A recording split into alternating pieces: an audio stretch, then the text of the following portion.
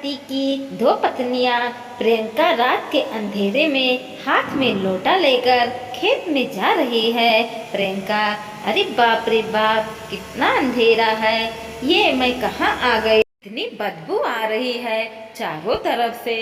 अभी उसकी सौतन सावित्री ने उसे कहा, सावित्री, शहर की होने वाली, इसलिए इतने नखरे हैं तुम्हारे, मुझे तो कब से ये सब कहना पड़ रहा है। प्रियंका चुप हो गई। अंधेरे में वो और उसकी सौतन सोच कर रहे के लिए बैठ गए। तभी उसके ऊपर टॉर्च की रोशनी आ गिरी। सावित्री और प्रियंका चौंक गई। प्रियंका, कौन है वहाँ? प्रियंका डर गई। किसी ने उसको इस हालत में देख लिया तो उसे बहुत शर्म आई। बचपन से वो शहर में पली है, बड़ी है। उसने कभी भी नहीं सोचा था कि उसकी शादी गांव में होगी, लेकिन बेचारी को क्या पता था कि कॉलेज में उसे एक गांव के लड़के से प्यार हो जाएगा।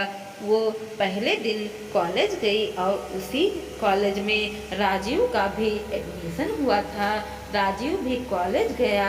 राजीव को देखा ही प्रियंका के दिल में घंटी बजने लगी। प्रियंका मन में, अरे यार, ये लड़का तो बहुत ही हैंडसम है, पहली नज़र में ही मुझे इससे प्यार हो गया। राजीव भी प्रियंका को देखकर हंसने लगा। राजीव मन में, लड़की कितनी खूबसूरत है, काश लड़की से मैं शादी कर सकता, लेकिन वह गांव में मेरी शादी हो चुकी है। नहीं, इस लड़की को ये नहीं बता सकता। राजीव की शादी बचपन में ही हो गई थी। सावित्री तब बहुत छोटी थी।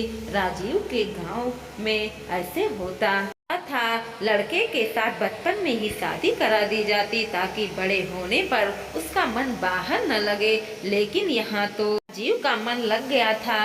कुछ ही दिनों में राजीव के साथ प्रियंका की अच्छी दोस्ती हो गई और प्रियंका ने राजीव से कहा, प्रियंका, राजीव, मैं तुमसे प्यार करती हूँ, मैं तुम्हारी धर्म पत्नी बनना चाहती हूँ। राजीव, मैं भी तुमसे प्यार करता हूँ प्रियंका। लेकिन प्रियंका, लेकिन क्या? राजीव, कुछ नहीं, कॉलेज खत्म होते ही हम शादी कर लेंगे। गाँव में सावित्री से कुछ लगाव नहीं था। काम करते सावित्री की हालत खराब हो जाती थी। सावित्री, पता नहीं बचपन में इसी घर में मेरी शादी क्यों हुई। ये सास नहीं, चुड़ैल है, चुड़ैल, कितना काम कराती है। जानकी जो बोलती थी सबको वही सुनना पड़ता था। जानकी का पति बहुत पहले मर गया था और तब से जानकी ही घर चलाती आई है।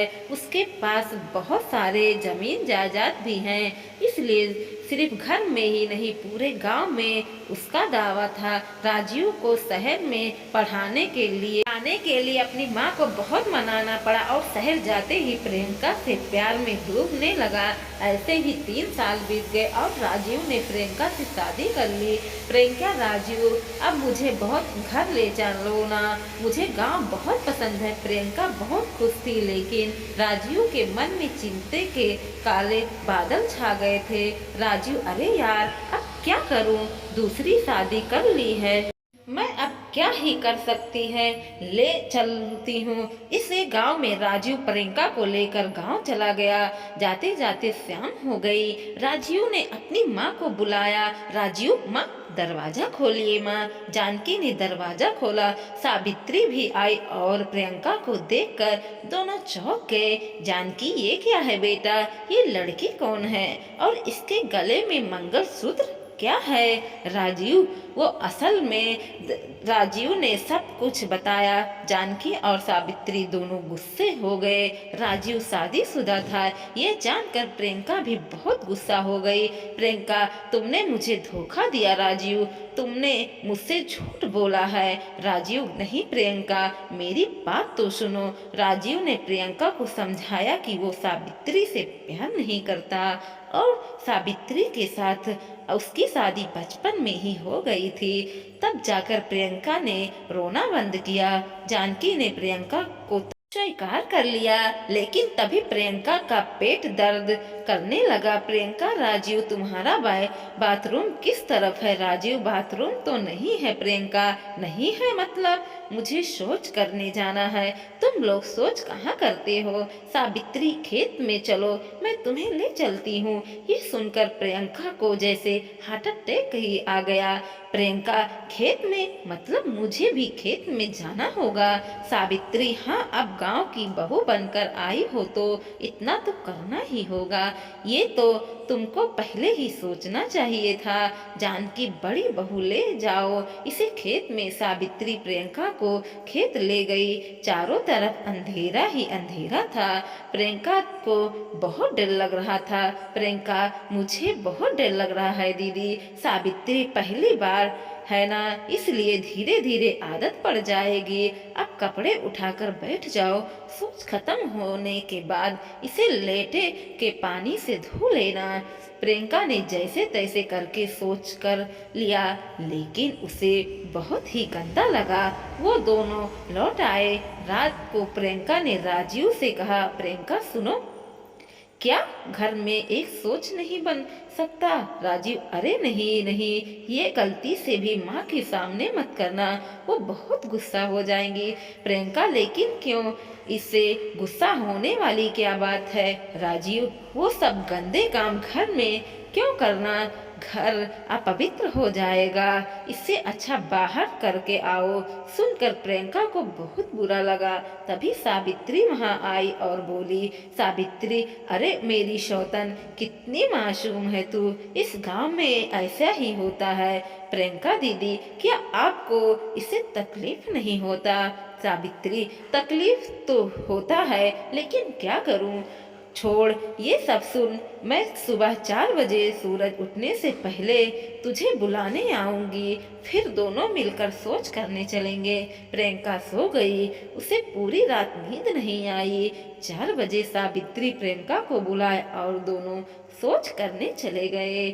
उसकी वक्त गांव के रामलाल को भी प्रेशर आ गया। ओह, ये भी ना कभी भी प्रेशर आ जाता है। अब चलो खेत में। रामलाल खेत में गया। प्रियंका और सावित्री अभी अभी सोच करने बैठी थी। प्रियंका को देखकर बूढ़े की आंखें चमकने लगी। रामलाल, ये लड़की नई आई है, लगता है देखा के तो लग रहा है कि ये शहर की है। वाह वाह, शहर की लड़की इस हालात में देखकर तो मुझे मजा ही आ जा रहा है। बुढ़ा रामलाल आंखें फाड़ फाड़ कर देखने लगा। रामलाल अंधेरे से ठीक से दिखाई नहीं दे रहा है। रामलाल ने टॉर्च जलाया। प्रियंका के ऊपर टॉर्च की रोशनी आ गिरी। वो डर गई। प्रियंका, कौन है, कौन है? वाह, तभी रामलाल डर के मारे भाग गया। प्रियंका बहुत डर गई थी। घर लौटकर अपनी सास से कहा, प्रियंका, माँ जी, लगता है आज किसी ने मुझे सोच करते हुए देख लिया। सावित्री, हाँ, हमारे ऊपर से टॉर्च मारा। जानकी, कोई आ गया होगा। कोई बात नहीं प्रियंका, कोई बात नहीं। क्या मतलब है? माँ जी, मेरा कोई मान सम्मान नहीं है क्या? घर में शौचालय होता तो मुझे आज कोई इस हालत में नहीं देखता। सावित्री, हाँ माँ जी, दुनिया आगे बढ़ गई है, घर में शौचालय का होना बहुत जरूरी है। ये सुनकर जानकी गुस्सा हो गई। जानकी, तुम दोनों की हिम्मत कैसे हुई ये बोलने की? घर शौचालय नहीं बन सकता। अब मुझे इस बारे में कोई बहस नहीं होगी। जाओ यहाँ से। प्रियंका को बहुत बुरा लगता है। दिन 4 बजे प्रियंका और सावित्री फिर से सोच करने गए थे।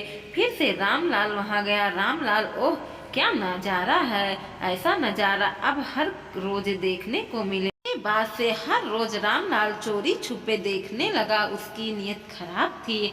ऐसे ही दिन बीतते गए। प्रियंका जब जब सोच के बारे में कहती तब तब घर में झगड़े होने लगते। राजीव, प्रियंका, मैंने कितनी बार कहा है कि माँ से शौचालय के बारे में कोई बात नहीं करनी। मुझे भी पता है कि घर में शौचालय का होना बहुत जरूरी है, लेकिन ये घर माँ का है, वो जो बोलेगी वही होगा। प्रियंका छुप छुप कर रोने लगी। सावित्री ने उससे कहा, सावित्री बहन, मुझे पता है कि ये तेरे लिए बहुत मुश्किल है, लेकिन क्या करें, हम औरतों को ये सब झेलना पड़ता है। चुप चुप कर सब कुछ मान लेने में ही हमारी भलाई है। प्रियंका, नहीं, मैं ऐसा नहीं रह सकती हूँ, मैं मायके जा रही हूँ। बोलकर प्रियंका घर छोड़कर चली गई। जानकी, जा रही हो ना, बस अब यहीं लौट कर मत आना। प्रियंका मायके चली गई। उसी दिन रामलाल ने एक फोन खरीदा। रामलाल, कल सुबह मैं उस लड़की की तस्वीर खींचकर फोन में और चाहे, लेकिन प्रियंका जा चुकी थी। सुबह 4 बजे जानकी प्रेशर आ गई। जानकी सोच करते खेत में चली गई। तभी रामलाल वहां फोन से तस्वीर खींचने लगा। रामलाल, ये तो जानकी है, वो लड़की कहाँ गई? रामलाल तस्वीर डिलीट करने लगा, लेकिन उसके फोन यूज करना नहीं आता था। डिलीट ना करके उसे गलती से वो तस्वीर गांव के सभी लोगों के फोनों में भेज दिया। आदमी, अरे वो जानकी की तस्वीर है। वो तो सोच करते हुए, हाँ हाँ, सुबह ही हो गई। जानकी जब घर से बाहर तो देखा आसपास के सारे लोग उसे देखकर हंस रहे हैं। तभी राजीव दौड़ते हुए आया और उसे फोन में से वो तस्वीर जानकी को दिखाया। राजीव, माँ, किसी ने आपकी तस्वीर खींचकर वायरल कर दी है कि हाय हाय, ये क्या हुआ? मेरी तो इज्जत ही लुट गई। सावित्री, माँ जी, प्रियंका बहन की बातें मान लेती तो आज ये दिन न देखना पड़ता। जानकी, हाँ बड़ी बहू, तुमने सही कहा, घर में शौचालय का होना बहुत जरूरी है। मैं आज की इंतजाम करती हूँ। जानकी, राजीव तू शहर जा और छोटी बहू को ले आ। राजीव शहर गया और प्रियंका को ले आया। जानकी ने घर के अंदर शौचालय बनाया। जानकी ने प्रियंका से माफी मांगी। प्रियंका भी शौचालय देखकर बहुत खुश हो गई। उसके बाद सभी खुशी खुशी रहने लगे। दोस्तों, वीडियो पसंद आया हो तो लाइक कीजिएगा, शेयर कीजिएगा और सब्सक्राइब भी कीजिएगा और देखते रहिए कोमल मोटिवेशनल 2.0।